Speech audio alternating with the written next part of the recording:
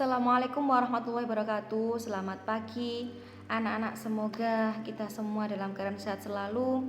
Hari ini kita sudah masuk pada pertemuan minggu kedua. Minggu kedua materi PKK tetap diajarkan dengan saya, Bu Silvi. Nah, di sini saya harapkan kalian tetap semangat dan tetap memahami apa yang saya sampaikan meskipun proses pembelajaran melalui daring seperti ini.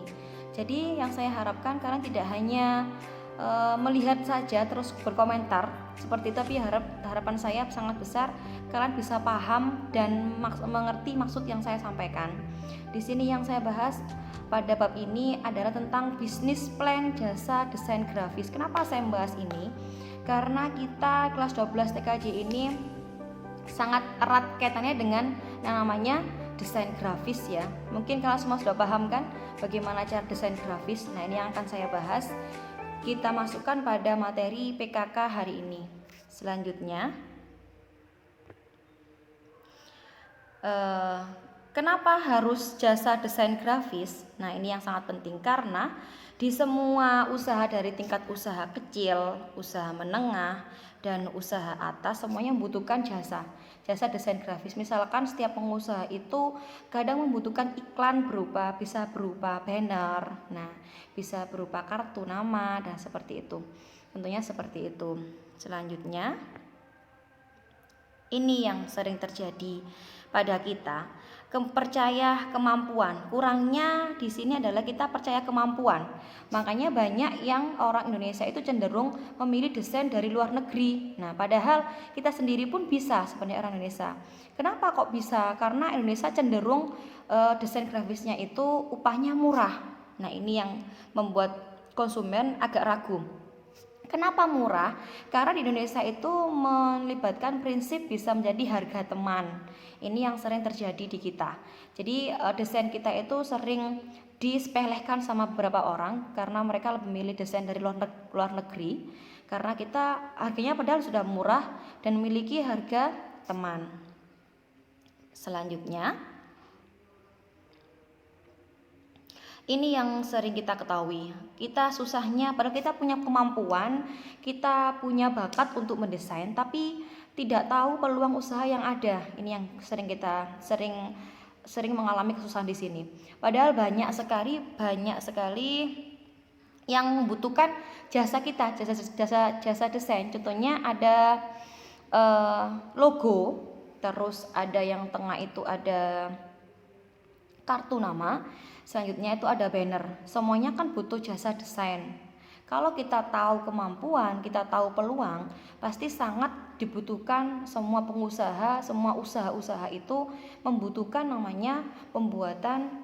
pembuatan jasa desain. Di sini. Selanjutnya, strategi marketing. Ini yang paling masih belum kita miliki. Yang saya harapkan kalian bisa memiliki semangat untuk strategi marketing. Maksudnya ini marketing ya. Di sini yang pertama itu harus ikut kontes ya. Kenapa? Karena kalau kita sering mengikuti kontes, otomatis klien percaya kepada kita. Sering mengikuti kontes berarti ini orang si A ini sering ikut kontes, maka desainnya sudah sangat terpercaya seperti itu. Kontes di mana? Di luar negeri maupun dalam negeri. Kita dengan sering mengikuti kontes, maka kita akan banyak memiliki pengalaman. Itu yang sangat dibutuhkan. Terus tidak sungkan atau sangat sering-sering kita pasarkan produk kita pada apa? Sosial media. Ini yang sangat erat hubungannya. Dari Facebook, Twitter, Instagram, YouTube semuanya ya. Jadi semuanya strategi marketing kita dapat kita pasarkan dengan melewati pada sosial media. Seperti itu. Mengerti ya yang saya jabarkan? Selanjutnya, nah ini pada tahap selanjutnya ini pertama kita mengirimkan email. Jadi kalau kita sebagai pengusaha baru tidak usah merasa sungkan. Jadi kita harus mencoba dulu biar bisa. Pertama kita mengirimkan email dulu kepada pengusaha yang baru. Kita menawarkan kita punya usaha membuka jasa desain. Nah, seperti itu. Terus kita harus membuat iklan. Mana ada orang yang tahu kalau kita tidak buat iklan? Jelas kita ada iklan. Iklan jadi kita upload ke media sosial. Terus, nah ini harus ada paket. Paket desain grafis. Kenapa harus kita perlu paket? Karena memberikan pilihan paket desain grafis agar lebih cocok sesuai dengan keinginan klien kita. Jadi tahu harganya dari desain, tingkat kerumitan desain, dari tingkat rumitnya tentang gambarnya, semuanya. Jadi perlu adanya paket desain grafis agar nanti antara konsumen sama kita yang buat desain itu cocok harga dan bisa memesan desain dengan kita dengan baik. Adanya kesepakatan namanya seperti itu. Selanjutnya analisa, ini yang dibutuhkan. Analisa itu ada kelebihannya. Yang pertama, penuh dengan ide yang unik dan menarik. Yang kedua, memiliki hobi mencari referensi yang terkait dengan produk. Yang ketiga, produk hanya terdapat satu desain dalam satu produk. Jadi jangan membuat produk itu dengan banyak desain. Pastikan satu produk satu desain, seperti itu. Yang keempat, konsep atau paket desain klien agar lebih mudah memilihnya. Jadi tadi harus ada namanya konsep paket desainnya. Jadi para klien kalau memesan desain kepada kita pasti tahu tentang paket-paketannya. Jadi paket ini harga segini, paket ini harga segini, seperti itu ya. Yang terakhir nomor 5 itu harganya sangat terjangkau. Kalau kita pertama promosi, pastikan juga harganya sangat terjangkau terlebih dahulu. Kenapa?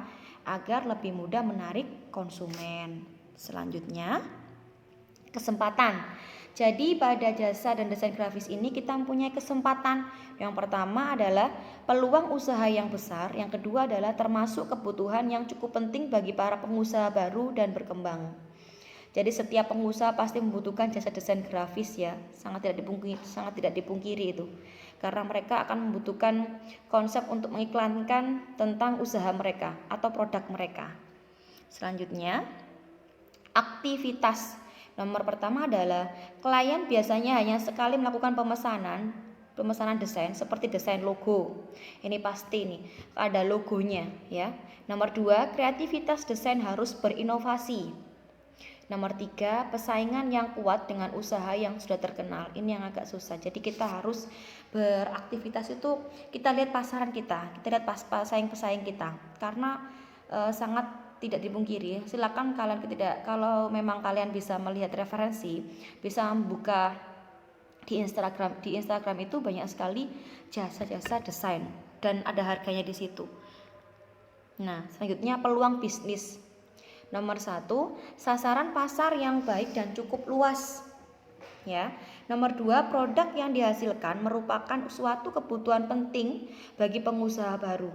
Nomor 3, Indonesia memasuki tahun di mana banyak para pengusaha media yang bermunculan. Nah ini, kita itu harus selalu bisa berkembang dengan baik pemikirannya. Karena kenapa? Karena setiap tahun itu banyak sekali pengusaha-pengusaha muda yang memang sangat berimajinasi, sangat pintar-pintar membuat usaha. Nah, kalau kita hanya standby, duduk saja diam tanpa bisa membuat ide-ide yang kreatif, maka kita akan tetap di tempat. Kita akan kalah dengan pengusaha-pengusaha yang lain. Nah, cirinya seperti itu ya. Sekian dari Bu Silvi. Hari ini materi PKK hari ini sudah saya sangat sampaikan dengan panjang dan jelas. Semoga dapat dimengerti. Dari saya akhiri. Wassalamualaikum warahmatullahi wabarakatuh.